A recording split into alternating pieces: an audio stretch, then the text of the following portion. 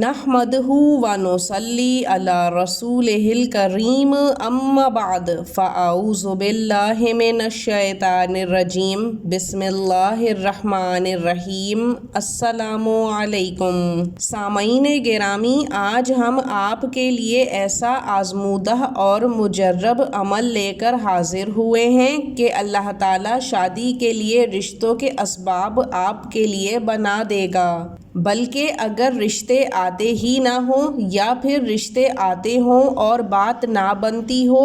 بات پکی نہ ہوتی ہو یا بات پکی ہو کے ٹوٹ بھی جاتی ہو، تو یہ ایک ایسا مجرب اور آزمودہ عمل ہے کہ جس کسی کو بھی بتایا ہے 3 دن کے اندر اسے خوشخبری ملی ہے۔ اس عمل سے تمام بندشیں، رکاوٹیں، حسد، نظر سب دور ہو جاتی ہیں اور اللہ تعالیٰ غیب سے آپ کے لیے بہترین رشتہ فراہم کر دیتے ہیں۔ نہ صرف یہ، اگر آپ کہیں کسی کو پسند کرتے ہیں، کسی خاص سے شادی کرنا چاہتے ہیں، پسند کی شادی کرنا چاہتے ہیں، تو آپ کے لیے بھی یہ وظیفہ بہت بہترین ہے۔ آج کل اچھا رشتہ ملنا ناممکن سی بات لگتی ہے، کیونکہ ہمارے ارد گرد جو دور چل رہا ہے اس میں لڑکیوں کا خاندانی، سلیقہ مند اور با اخلاق ہونا نہیں دیکھا جاتا، بلکہ شکل و صورت، قد و قامت،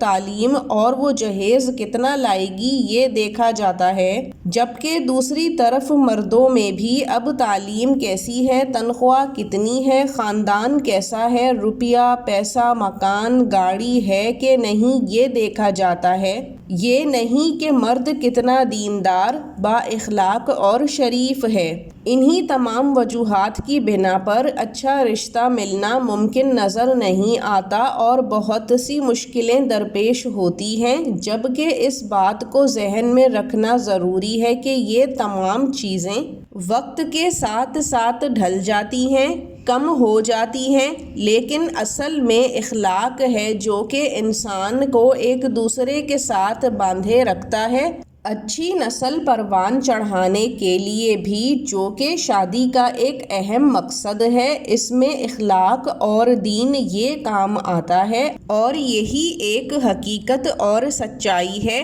لیکن معاشرہ دوسری طرف ہی چل پڑا ہے، جس کی وجہ سے بہت ساری عورتیں اور مرد بھی راتوں کو اٹھ کر نمازوں میں بہت دعائیں کرتے ہیں کہ ان کی شادی ہو جائے۔ شادی کرنا ضروری بھی ہے کیونکہ یہ ایک فطری عمل ہے اور ایک دوسرے کا ساتھ بھی ہونا ضروری ہے، اور یوں بھی اکثر اوقات جیسے اللہ تعالیٰ فرماتا ہے کہ اس نے ہر ایک کا جوڑا بنایا ہے، لیکن وہ جوڑ ملنا تھوڑا دشوار ہو جاتا ہے،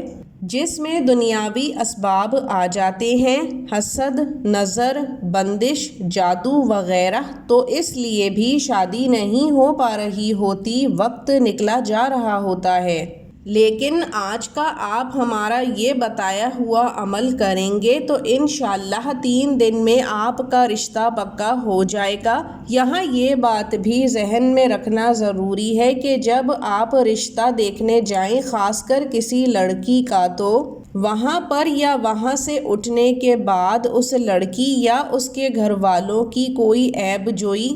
نہ کریں، یہ اللہ تعالیٰ نے ناپسند فرمایا ہے قرآن پاک میں بھی، اور خود حضور اکرم صلی اللہ علیہ وآلہ وسلم کا بھی یہ ناپسندیدہ عمل ہے۔ سیرت، دین اور اخلاق کو معیار بنائیں تاکہ نکاح عام اور آسان ہو سکے۔ تو وہ تمام لوگ جو چاہتے ہیں کہ ان کی شادی جلد سے جلد ہو جائے، چاہے اپنی پسند سے ہو یا گھر والوں کی، تو وہ یہ آج کا عمل ضرور کریں۔ آج کا یہ بتایا جانے والا عمل مرحوم جنید جمشید نے بھی اپنے بیانات میں سے ایک میں بتایا تھا۔ اب آ جاتے ہیں وظیفے کے اوپر۔ یہ وظیفہ خود جس کی شادی نہ ہو رہی ہو، لڑکا ہو یا پھر لڑکی، وہ بھی کر سکتے ہیں، اور اگر ان کے والدین میں سے کوئی کرنا چاہے ان کے لیے تو وہ بھی کر سکتے ہیں۔ سب سے پہلے تو یہ وظیفہ عورتیں ناپاکی کے دنوں میں نہ کریں،